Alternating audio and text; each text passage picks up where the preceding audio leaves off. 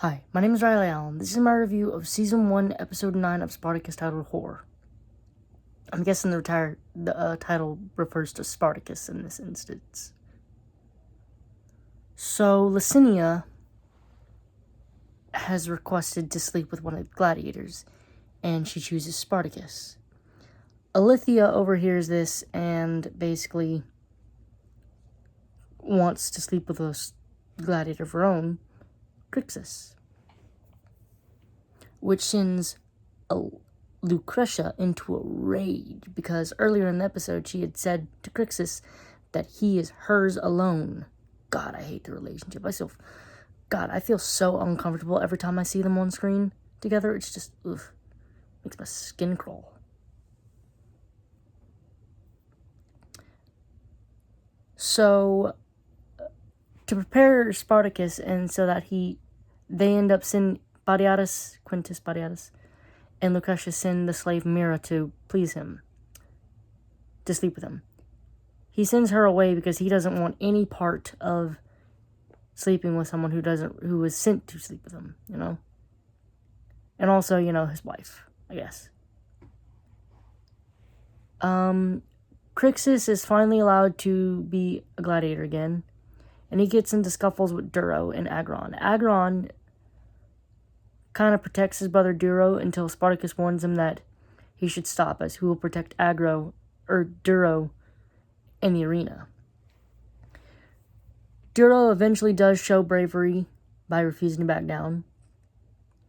Varro is having trouble reaching his wife. He has sent a letter of apology, but she has yet to answer, and Spartacus is like, yes, I doubt she's very eager to return to the man who called her a whore.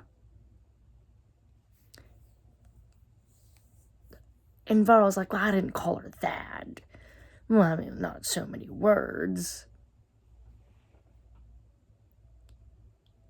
He runs out of money sending the letters, though, and Spartacus, the bro he is, allows Varro to use some of his money. When delivering the letter, Asher goes to his home and sees it's empty without Aurelia or his son, and that there's blood. It angers Varro, who proceeds to beat Asher, which ends with Varro in chains.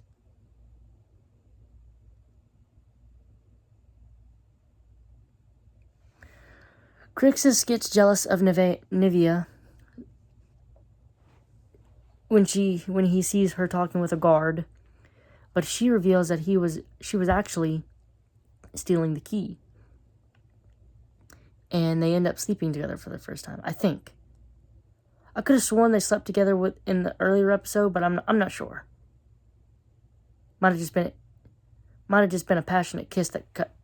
I don't remember. I think I might have mentioned in an earlier episode they did. Might have been mistaken. Anyway. Mira goes in. They send Mira in again, Lucretia does, and says, basically on threat of death, and Spartacus allows her to stay on the floor, but he enlists her to help find Aurelia. Meanwhile, Asher is betraying, he attempted to become a gladiator again, but Badiatus is like, nah, dude, you're way more useful to me with your cunning. He proceeds to warn Salonius, after Salonius pays him, that Badiatus is going to kill him, foiling Badiatus' plan and only costing Salonius some money and a man. Probably not even a useful man either.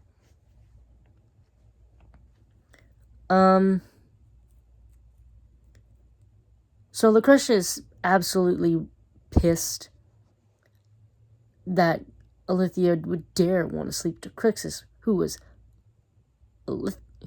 Lucretia's. So she sets it up to where Alithia is going to sleep with Spartacus. And then right after it, Licinia walks in and Lucretia reveals her treachery.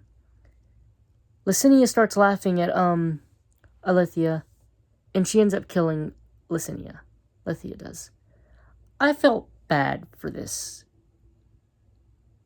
This whole scene was already kind of rapey because Spartacus is a slave and he can't really just say no to this. And then added in the fact that Alithia thinks she's sleeping with Crixus, and it's bad all around. Lucretia straight entered her villain arc. I mean, she was already in it, but damn, I think she's gotten worse. I don't know.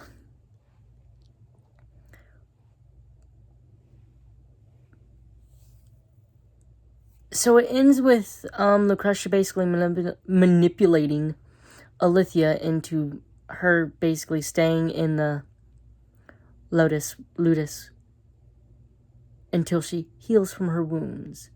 They also basically cover up Licinia's death, and Batiatus and Spartacus agree that they're just not going to mention this night.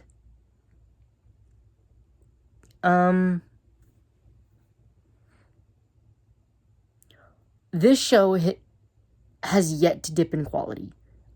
Other than those first few episodes, which was like, eh. The acting is damn near top notch. This episode, I believe, was the strongest for Lucretia and Alithia. I think this was their strongest episodes.